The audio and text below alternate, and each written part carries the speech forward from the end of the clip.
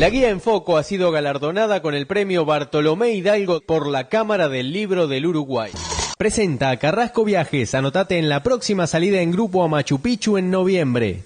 Era una zona de mucha influencia, sobre todo por el comercio de la sal. Tengamos en cuenta que en la antigüedad la sal era un bien muy preciado, a tal punto que en las antiguas culturas, cuando el dinero no existía, las primeras formas de pago se hacían con sal. La sal era tan cara que cuando a alguien se le caía o perdía alguna bolsa con este producto, estaba perdiendo mucho tiempo de trabajo y la posibilidad de cambiarlo o de comprar otros bienes. De ahí viene la superstición de que cuando alguien tira sal al suelo va a tener mala suerte. La mala suerte la tenía en la época antigua el que perdía o se le caía esa sal, justamente porque estaba perdiendo mucho dinero.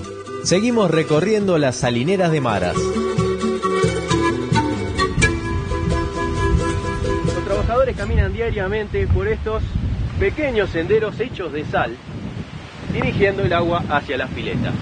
¿Cómo surgió todo esto? Resulta que hace más de 80 millones de años atrás, esta cordillera no existía. Seguramente toda esta zona estuviera cubierta por el mar y el depósito de sal dentro de las diferentes capas de roca se fue acumulando. Cada una de estas piletas tiene un proceso de cientos de años y siempre se cultivó la sal, se cosechó la sal de la misma forma tradicional. En realidad toda esta sal viene de la montaña, de un pequeño hilo de agua que sale de un manantial, para ir llenando de a una estas piletas.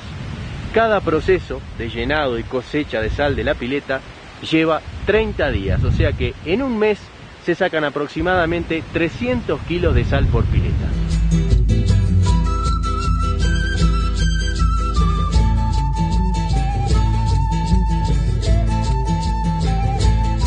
Esta zona está caracterizada por grandes valles rodeados de montañas. Hace muchos años, estos valles generalmente formaban parte de fondos de lagos, que debido a la salinidad de la zona y al retirarse las aguas, formaron estas grandes áreas planas donde quedó acumulada la sal. Estos salares hoy forman parte de la geografía andina.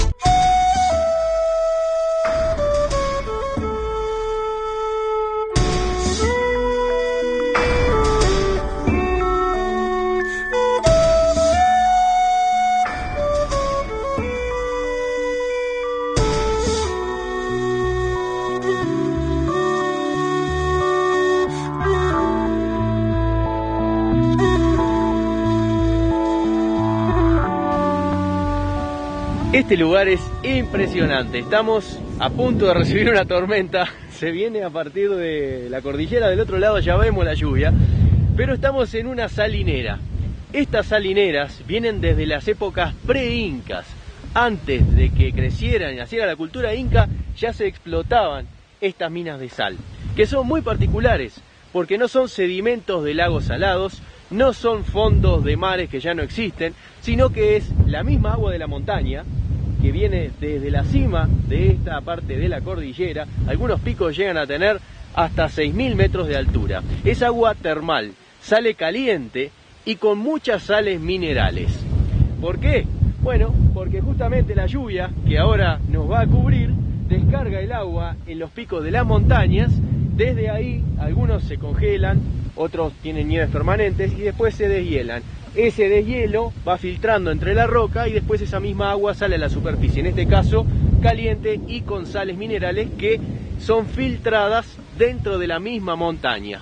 Esas sales van fluyendo por un pequeño río de deshielo que baja y es aprovechado en estos tipos de piscinas que van formando con la misma sal. ¿Cómo funciona? Ahora lo vamos a ver, porque es un proceso artesanal muy interesante que tiene cientos de años de antigüedad.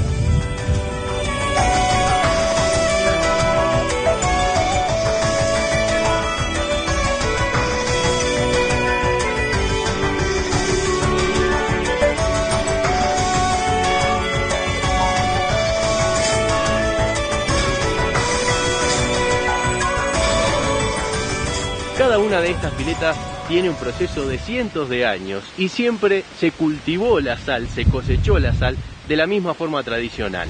En realidad toda esta sal viene de la montaña, de un pequeño hilo de agua que sale de un manantial. Hasta hoy no se sabe cuál es el lugar exacto de donde sale este manantial porque se saca de un pequeño pozo que está aquí al lado. Se dice que recorre cientos o miles de kilómetros dentro de la montaña y esa agua se va encauzando en estos pequeños hilos para ir llenando de a una estas piletas. Cada proceso de llenado y cosecha de sal de la pileta lleva 30 días, o sea que en un mes se sacan aproximadamente 300 kilos de sal por pileta.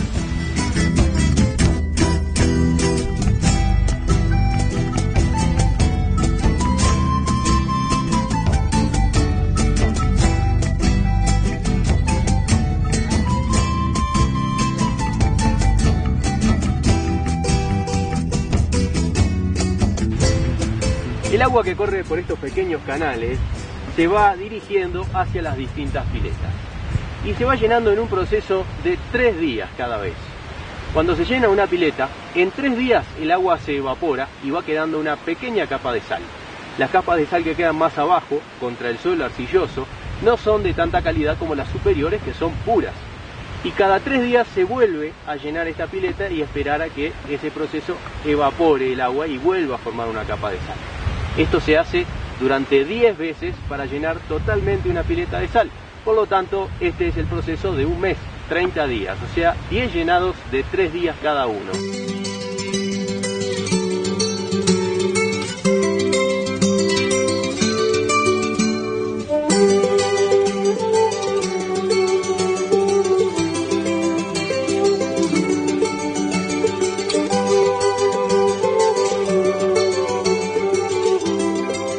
Para tener una idea de las diferentes calidades de sal que se forman en estas piletas, simplemente hay que seguir el proceso desde abajo hacia arriba.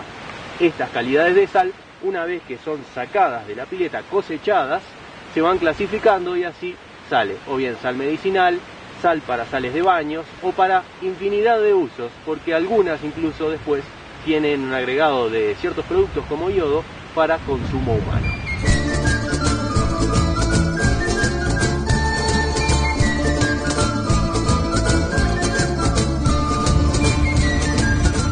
Los trabajadores caminan diariamente por estos pequeños senderos hechos de sal, dirigiendo el agua hacia las piletas. ¿Cómo surgió todo esto? Resulta que hace más de 80 millones de años atrás, esta cordillera no existía. Seguramente toda esta zona estuviera cubierta por el mar y el depósito de sal dentro de las diferentes capas de roca se fue acumulando. Cuando se formó esta cordillera, las placas tectónicas, la placa del continente y la del mar, chocaron, una se fue hacia adentro y la otra se fue hacia arriba. La placa que se fue hacia arriba es la que estamos viendo hoy. La cordillera se formó justamente por este choque de las dos placas.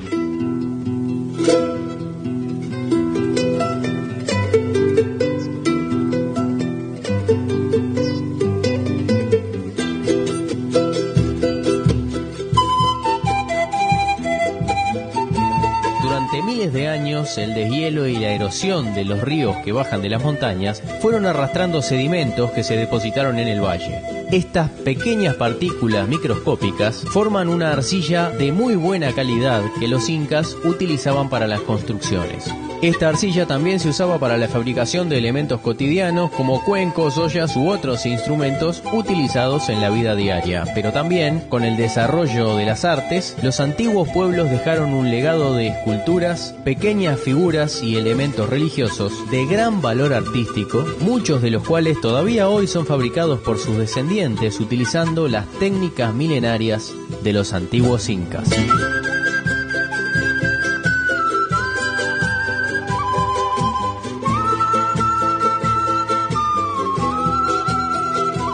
Estas técnicas de trabajo con arcilla y barro se pueden encontrar en el pueblo de Maras, que está junto a las salineras. La montaña, por lo tanto, provee de todo lo necesario para la vida de este lugar. Y las fuerzas de la naturaleza son las que, desgastando la montaña, ya sea en la parte superior, arrastrando la arcilla, o por dentro, acumulando sal en el agua, generan los productos que son trabajados desde hace cientos de años por los descendientes de los antiguos incas.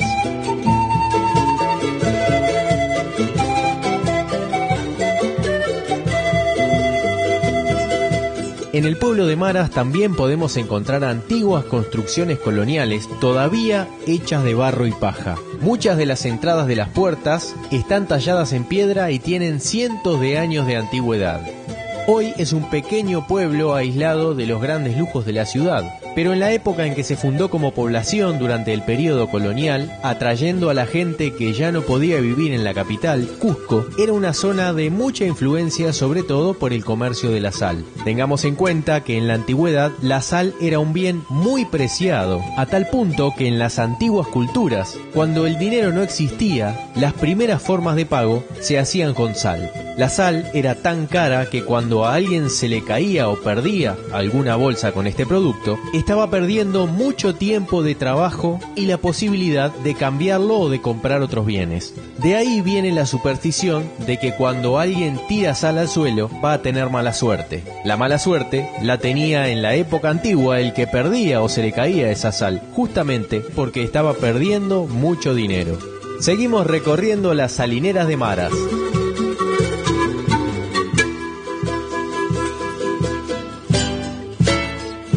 Estamos también en una zona de movimientos y zona volcánica, y debajo nuestro hay seguramente mucho movimiento de lava y calor.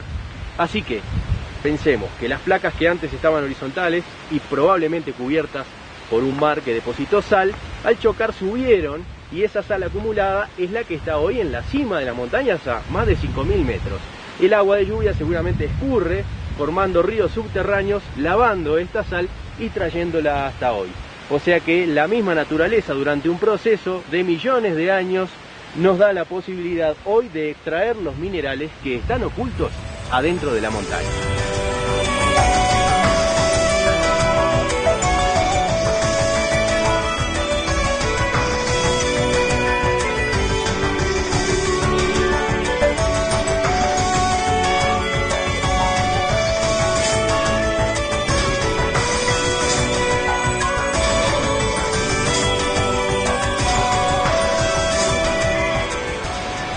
Esta es la capa de sal que se va formando encima de la roca, pero esta es la que va escurriendo, porque la que se retira en general es la de las piletas que movemos allá al fondo, que están haciendo todo a mano. Llenan unas bolsas, las cargan al hombro y después van subiendo por las escaleras que forman las mismas piletas. Cuando llegan arriba, las cargan en camiones y después son llevadas para la distribución. Así que todo comienza con un poco de agua caliente que después se va transformando en esta capa de sal.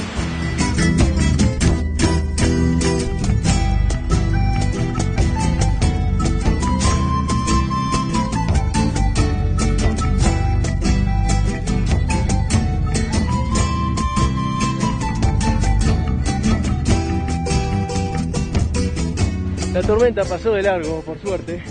El sol nos cubre de nuevo. Descargó el agua en la cima de las montañas y esa agua seguramente, en mucho tiempo, pero seguramente va a volver a recorrer su ciclo y a salir por aquí debajo para terminar dejando las sales minerales en estas salineras de Maras.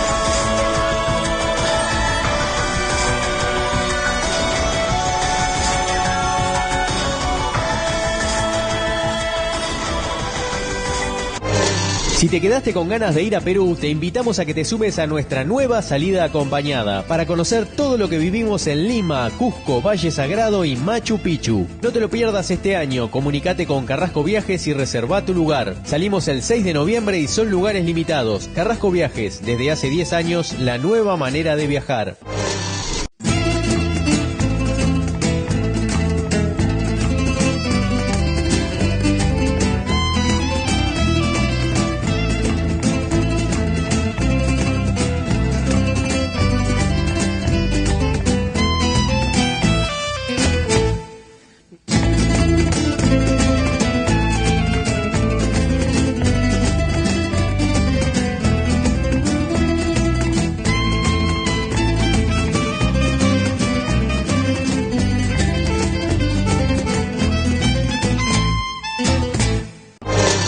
Si querés recibir datos de lugares o información del programa, manda un SMS con la palabra FOCO al 1414 y lo vas a tener en tu celular.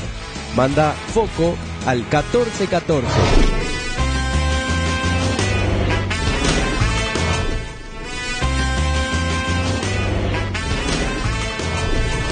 Si querés recibir datos de lugares o información del programa, manda un SMS con la palabra FOCO al 1414 y los vas a tener en tu celular. Manda FOCO al 1414.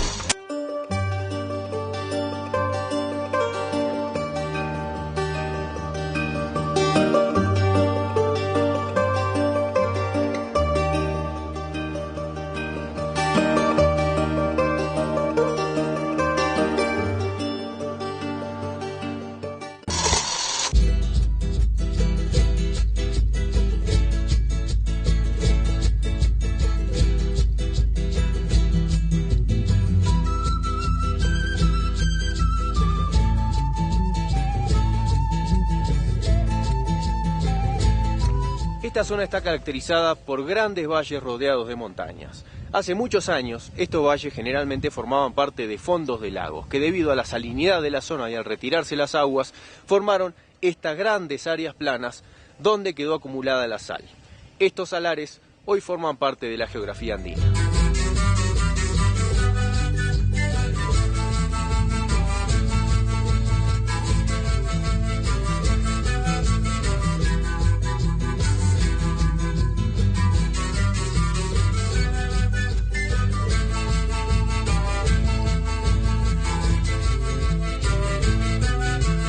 Debido a la altura, al frío y a las zonas desérticas, en estos lugares prácticamente no hay vegetación. Pero sin embargo, sobreviven algunas plantas en las zonas bajas donde se acumula el agua. A pesar de la salinidad, de estas plantas viven las vicuñas.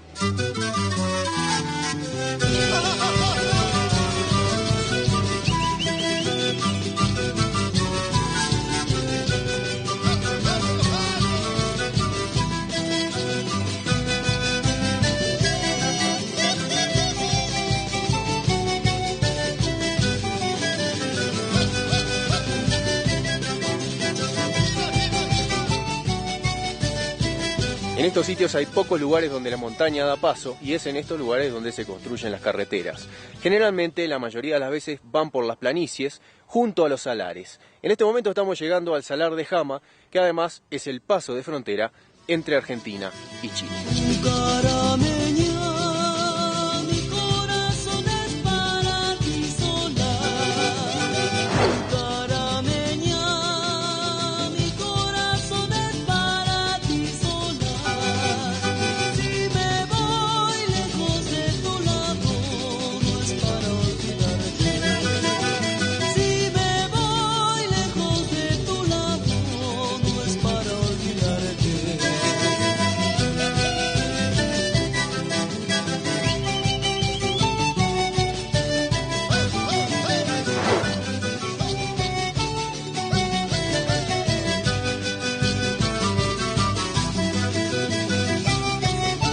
Durante décadas, la industria de la sal hizo florecer esta región. Acá se instalaron compañías de todo el mundo que atraían gente para trabajar en las minas que extraían simplemente este material para enviarlo a Europa. Hoy, esta industria ya no es lo que era antes, pero sin embargo siguen funcionando un pequeño número de salitreras que todavía comercian con este elemento.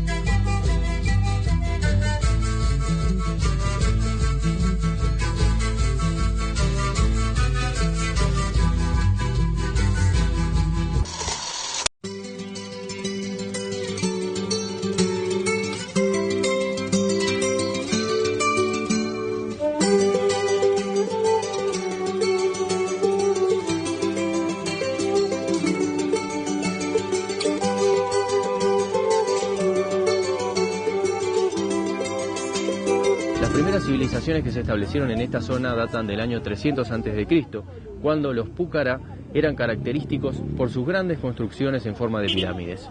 Más adelante, entre los años 800 y 1200 después de Cristo, crecieron los tiahuanaco. Esta civilización dio paso a los aymaras y los collas, que finalmente fueron derrotados por los incas en el siglo XV.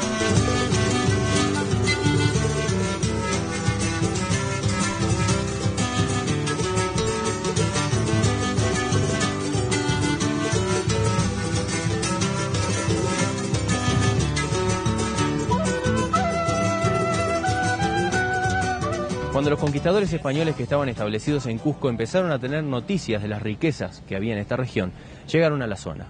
En el año 1533 descubrieron el lago Titicaca y allá por el año 1600, dos hermanos andaluces, a 7 kilómetros de donde está la actual ciudad, descubren una gran mina de plata.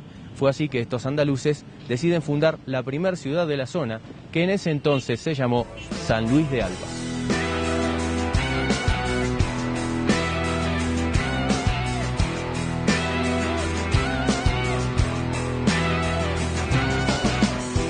La villa de San Luis de Alba duró bastante poco porque las familias españolas que tenían el control de las minas de plata se empezaron a pelear entre sí. Esto llegó a tal extremo que el virrey de la época vino hasta este lugar y decidió terminar tajantemente con la situación. Lo que hizo fue arrasar con la villa de San Luis. En su lugar, a 7 kilómetros, decidió fundar otra ciudad. Fue así que en este mismo lugar, en el año 1668, el virrey fundó San Carlos de Puno.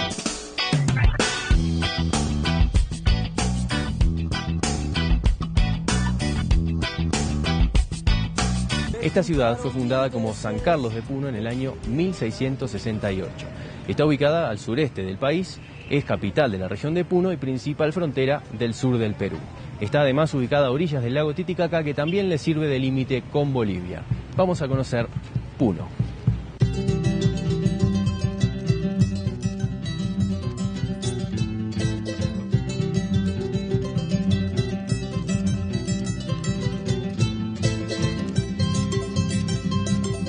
Puno también es conocida como la ciudad de plata por la gran cantidad de minas de plata que había en su época, haciéndola una de las más ricas de toda Sudamérica y motivo por el cual los españoles desde un principio conquistaron la región.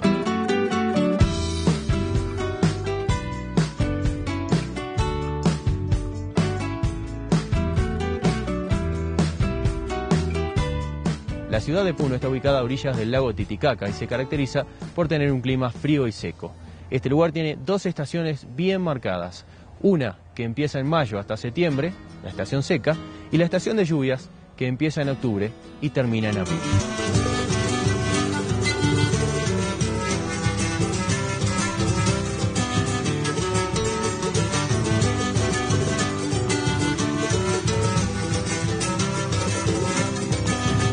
La Catedral de Puno es uno de los ejemplos más impresionantes de la época. Es además una excelente muestra del barroco español que tiene ciertos aspectos de cultura andina. Por lo tanto, este edificio tiene un carácter mestizo. Lo que más llama la atención de esta catedral es la fachada, que fue esculpida a mano sobre la piedra por el escultor peruano Simón de Aro.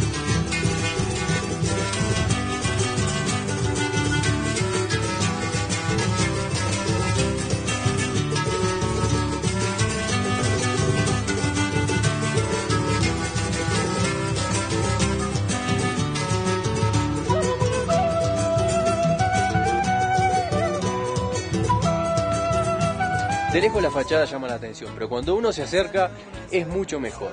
Se puede ver el trazo de toda esta escultura y si vamos recorriendo todos los detalles nos damos cuenta del trabajo que dio esto. Incluso si podemos ver entre los huecos, vemos las marcas que fueron dejando las cinceladas del tallado.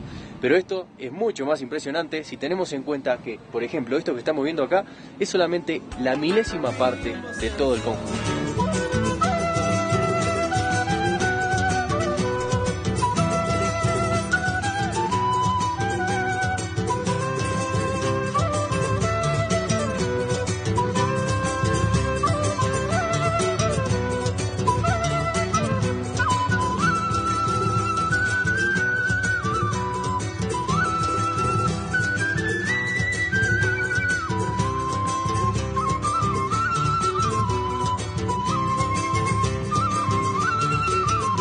ciudad de Puno se desarrolla en el borde de una montaña que termina en el lago Titicaca.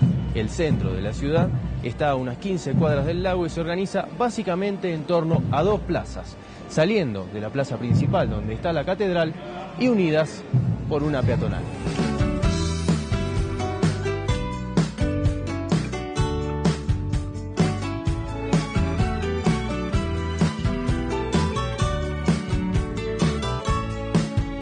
La peatonal de Puno es uno de los lugares más concurridos de la ciudad. Acá se ve gente durante todo el año porque esta es una ciudad que trabaja con el turismo permanente. Acá se concentran además la mayoría de las actividades comerciales y turísticas porque a todo lo largo de la peatonal encontramos una cantidad de ferias que venden sobre todo productos típicos y tradicionales.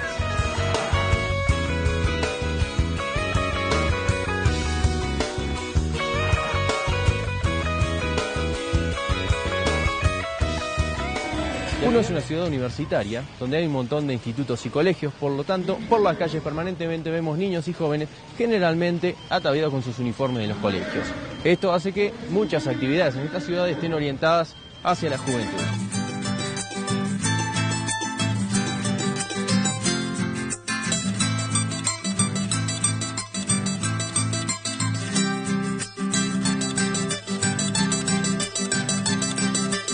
Otra de las cosas que llaman la atención es la música, porque permanentemente en distintas partes de la ciudad vemos bandas tipo militares que están tocando música para todo tipo de cosas, desde casamientos hasta llegadas de eventos o incluso para entretener a la gente que los domingos se junta en las plazas para concurrir a las ferias. En este momento, por ejemplo, estamos escuchando una que acaba de empezar a tocar.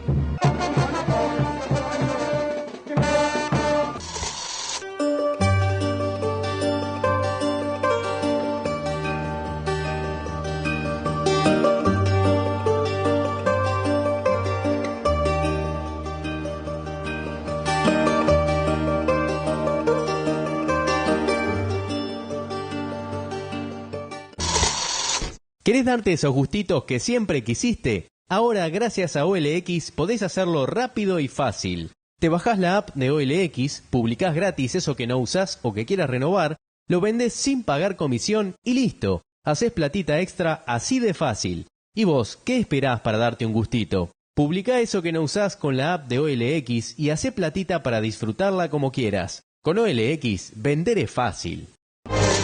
Si querés recibir datos de lugares o información del programa, manda un SMS con la palabra FOCO al 1414 y lo vas a tener en tu celular. Manda FOCO al 1414.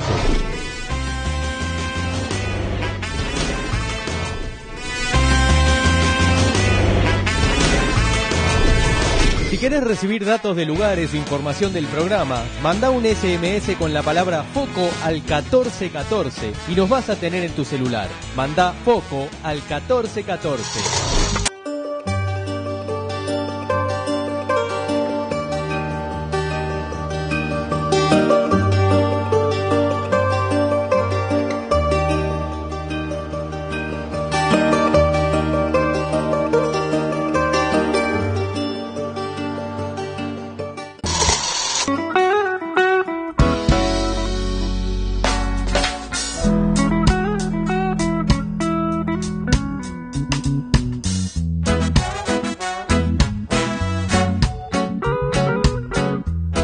¿Cuánto me cuesta hasta el puerto, hasta abajo? 2 soles. 2 soles. Bueno, ¿cuánto hay de acá? ¿Cómo? ¿Cuánto tiempo? Será 5 o 10 minutos. 10 minutos. Vamos. Al andar, caminar, voy a intentar. Por lo que veo es común que haya taxis así de bicicleta, ¿no? Taxi. ¿Cómo se llama? Taxi. Trisi Taxis. Pero hay de bicicleta, hay de moto y hay taxis de auto también. Sí, sí.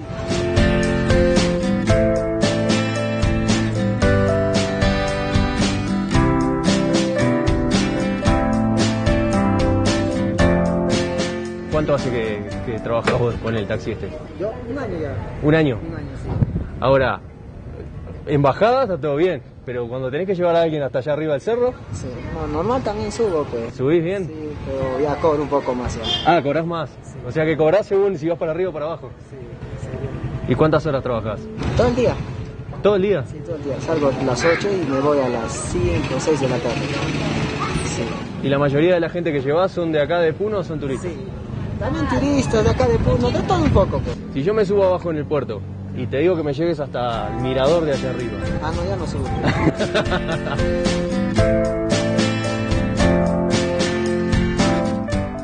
¿Y cuánto sale, por ejemplo, el recorrido de 1 hora por todo 30 Puno? minutos, 5 soles por persona. 5 soles por persona. 30 minutos. 5 soles son más o menos $1.50, por ahí. Sí, Por ahí, ¿no? sí, Y tenés que pedalear 1 hora entera. claro. Normal, sin que usted baje, pues. Yo le hago pasear todo junto. ¿Los días de lluvia trabajás? Sí, normal. ¿Normal? Sí.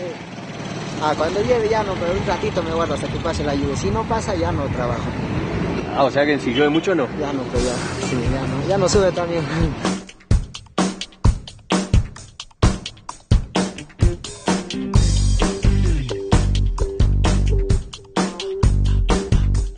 ¿Cómo tenés que hacer para empezar, por ejemplo, a trabajar acá? ¿Tenés que tener una licencia o te compras un triciclo? ¿No? Normal, así, cualquiera trabaja. Cualquiera. Te compras un triciclo y Sí, empezás. Salgo a trabajar. ¿Cuántos soles más o menos haces por día? A ver, 15 soles, salgo por 15, 20 soles. Y de lo que trabajás acá tenés que, con eso comés, ¿no? Claro, sí. ¿Pero y cuánto te cuesta una comida? Mira, a ver, el sol 50, 2 soles. Pues. 2 soles. Antes había para 1 sol, ahora ya no hay. Pues. Está subiendo todas las cosas. Ya no hay para 1 sol. Sol 50, entonces. Sol 50. Sí. O sea que ponele si un día sacás 5 soles y con 2 comidas ya se te van 3 todo soles. completo ya, pues. Ya No, con o sea, me voy a mi casa con 5 soles. Vos naciste en el campo. ¿Por qué te viniste a Puno? Ah, no, yo estoy estudiando, pues. ¿Estás estudiando? Sí, estoy estudiando y por eso me vení acá. ¿Y qué estás estudiando? O sea, recién estoy terminando el colegio. Ajá. Sí, estoy en cuarto de secundaria, sí. Cuarto secundario. Sí, cuarto de secundaria, sí. ¿Y dónde estás viviendo? ¿Acá solo? Acá mismo, sí. O sea, viniste para estudiar y te Ah, quedaste. no, con mis hermanitas estoy. Pues. Ajá. O sea, cada fin de semana vienen mis papás. Fin de semana, un sábado, un domingo se quedan acá y... O sea, mañana se van en la madrugada. Ya llegamos, ¿no? Sí. Bueno, perfecto. Ah, tenés radio en el taxi. Está solucionado. También dicen que en la noche.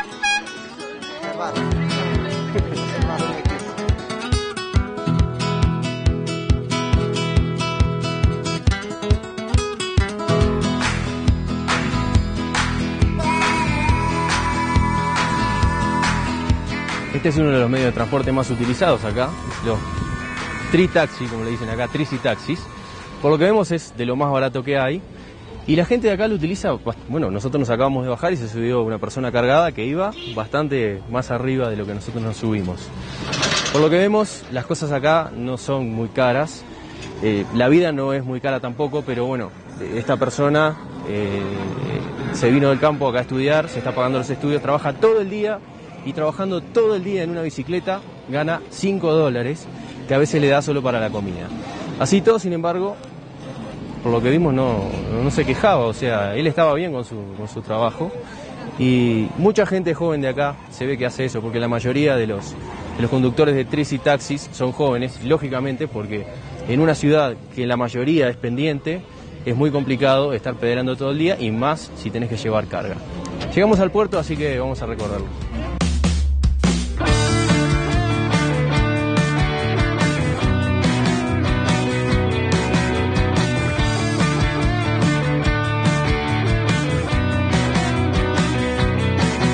Este fue el primer puerto que se instaló en el lago Titicaca. Actualmente es el más grande y tiene mucho movimiento debido básicamente a 2 zonas. Una, la parte turística, donde hay cientos de lanchas que salen a recorrer la bahía o a llevar gente hasta las islas de los Suros. La otra es la parte comercial, donde se instaló un puerto mercante que conecta directamente con Bolivia, que se encuentra del otro lado del lago.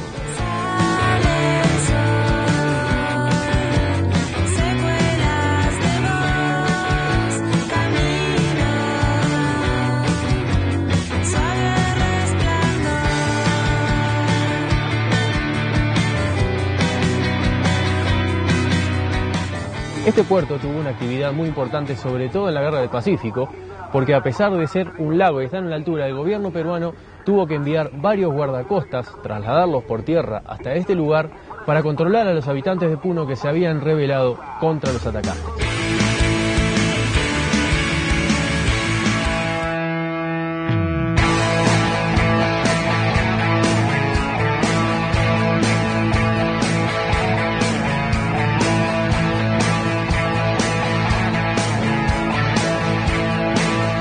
El Titicaca es muy importante en la mitología andina. Según cuenta la leyenda, de estas aguas nacieron Manco Cápac y Mama Ocllo, hijos del sol y creadores del imperio inca. Es el lago navegable más alto del mundo con 3.810 metros sobre el nivel del mar. Y si lo vemos desde arriba, tiene la forma de un puma comiendo un conejo.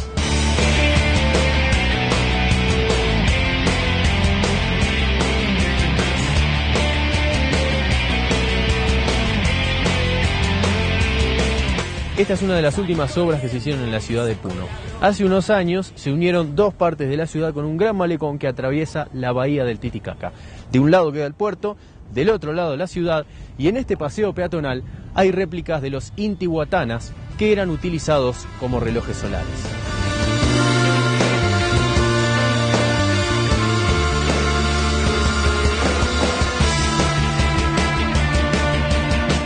Estos intihuatanas, además, en las culturas pre-incas, eran utilizados para marcar los centros ceremoniales o de sacrificios y anteriormente para delimitar las tierras entre las distintas comunidades. Además de ser uno de los más altos, este lago es uno de los más grandes del mundo con 8.500 kilómetros cuadrados de superficie. Tiene una profundidad máxima de 283 metros y además actúa como un regulador de temperatura y clima de la zona, porque a esta altitud, de no existir este espejo de agua, no habría tanta diversidad de especies.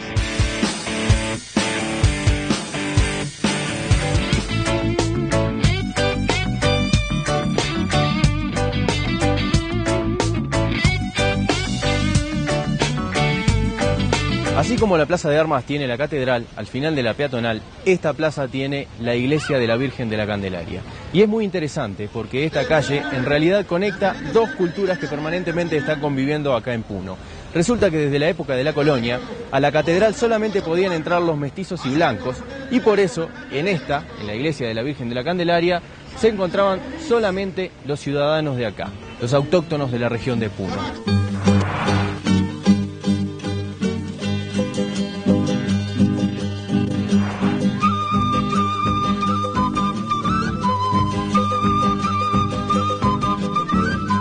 A pesar de ser más humilde que la catedral, esta iglesia refleja en mayor medida la cultura local.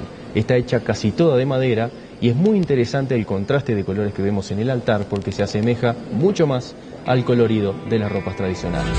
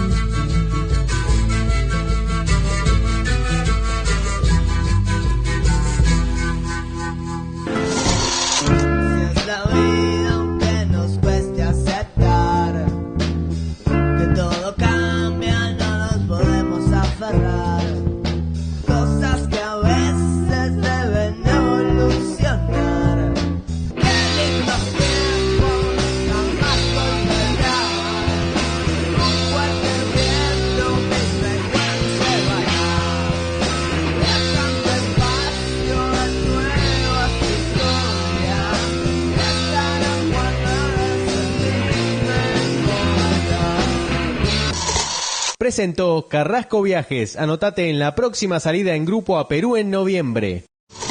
Si querés recibir datos de lugares o información del programa, manda un SMS con la palabra FOCO al 1414 y lo vas a tener en tu celular. Manda FOCO al 1414.